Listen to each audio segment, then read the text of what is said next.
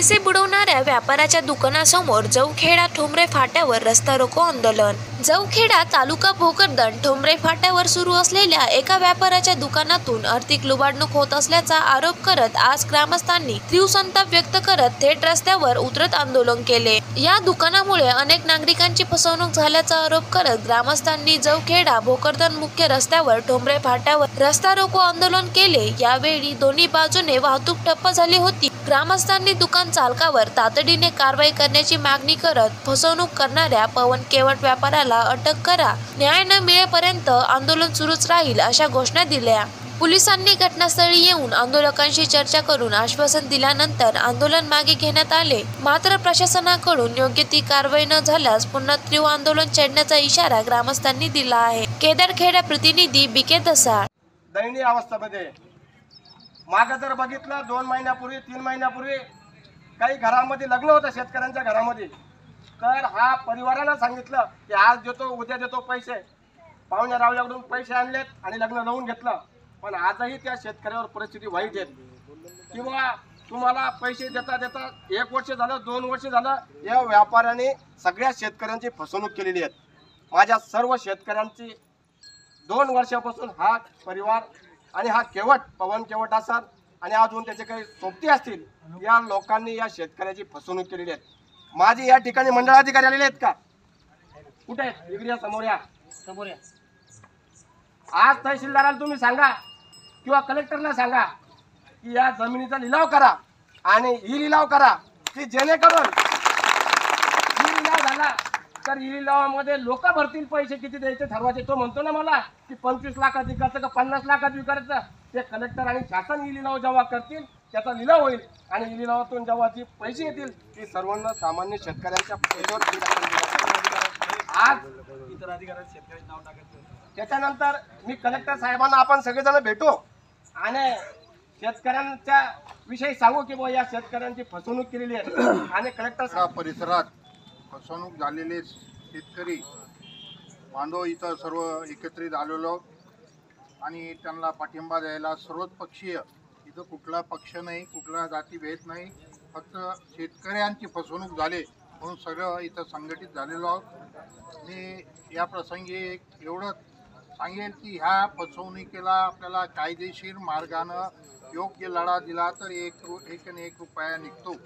आपण बाकीचा शिंदे साहेबाला पहिला प्रश्न विचारायचा, याच्यावर गुन्हा कोणता दाखल केला?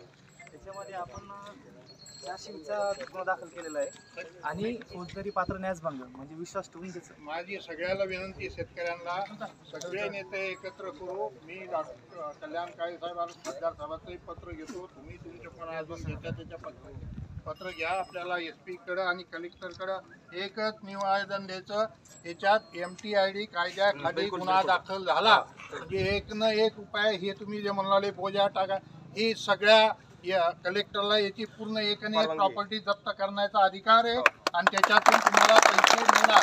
400 याच्यानंच फसवणूक करते, त्यांना माहिती आहे चेकमध्ये काही होणार नाही, कारवाई चालेल, 424 मध्ये जमानत होऊन जाते, तो घरी येणार, याच्यात तुम्हाला 1 रुपया भेटणार नाही। तो इथून इथून पलायन करेल 10-5 वर्षांपर्यंत आपल्या जमिनीवर, त्याला माहिती आपली जमीन कुठं जात नाही। म्हणून याच्यात एक तुम्ही लढा द्यावा लागणार आहे की MTID कायद्यामध्ये याच्यावर गुन्हा दाखल झाला पाहिजे। हे SP कलेक्टर आपल्याला आंदोलन तिथं ठाण मांडून बसावं लागेल, त्याच्यावर गुन्हा दाखल। आता आणखी कसं आहे, MTID कायदा एकाला फसवल्यावर लागत नाही, पण ही सामूहिक फसवणूक आहे। तुम्हाला बऱ्याच किती जणाला चेक दिलेले? 100 लोकांचे एकत्रित चेक करा, त्यांचं निवेदन द्या आणि कलेक्टर SP मी येतो बरोबर, मला माहिती मी माझ्या फसवणुकीचा एक गुन्हा दाखल केलेला आहे MTID कायद्यात, त्याच्यात तुम्हाला पूर्ण तिथे बँक अकाउंट सीज करायचा अधिकार आहे, त्याची शेती जप्त नाही, ते तुम्ही 420च्या याच्यामुळे केलं, पण ते आता आपल्या पत्राशिवाय पण त्यात खात्यात काही नसेल ना, किती आहे? 67 लाख रुपये। 67 लाख, पण तिच्या जर जमिनी विकायच्या पोलीस डिपार्टमेंटला तो अधिकार नाही, काही नाही, त्याला MTID कायद्यात कलेक्टरना पूर्ण अधिकार त्याच्या जप्तीचे SP ला आणि कलेक्टरला येतात आणि त्यानुसार तुम्ही आता जसं म्हणत होते की हरास करायची अधिकार कलेक्टरला येतो। मला तुम्हाला एक विनंती आहे की आपण थोड्या लालचीनं जे फसतो, कोणातरी एकानं ठोकर लागली दुसऱ्यानं सुधारलं पाहिजे. इतक्या फसवणूक उलाल्या आता गावातला आहे तुम्ही विश्वास टाकला, पण ज्यावेळेला जर 8,000 भाव आहे तो 9.5 देतो, तिथं त्याच्यात काहीतरी घोळे लक्षात आलं पाहिजे. काळा बेरा ज्यावेळेस लालूच देतो, आपल्या भोकरदन जाफराबादमध्ये कमीत कमी बँकांना पतसंस्थांना 200 कोटीच्या अशाच लालची देऊन फसवलेले, पण तिथे एक संघटनेतून गाववाले एका ठिकाणी आले.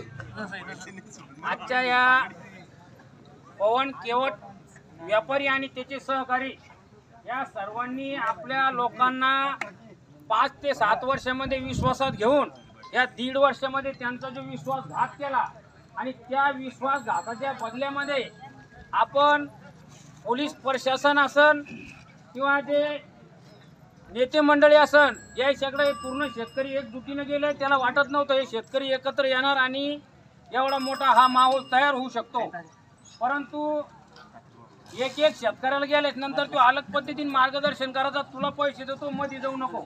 पण या सगळ्या गोष्टी जेव्हा सगळ्या शेतकऱ्याच्या लक्षात आल्या तर त्या सर्व शेतकऱ्यांनी एकजूट केली आणि पोलीस प्रशासन आणि आपले जे वरिष्ठ असते इथले खासदार रावसाहेब पाटील दानवे, आपले कुशे साहेब, या सर्वांनी आपल्याला आशीर्वाद दिला आणि त्याच्यानंतर पोलीस प्रशासनाने सुद्धा आपल्याला खूप असं सहकार्य केलं आणि शेवटची स्टेप आपली इथपर्यंत येऊन पोहोचली की आपले जे पैसे आहे हा पवन केवटच नाही त्याचा बाप देणार आहे.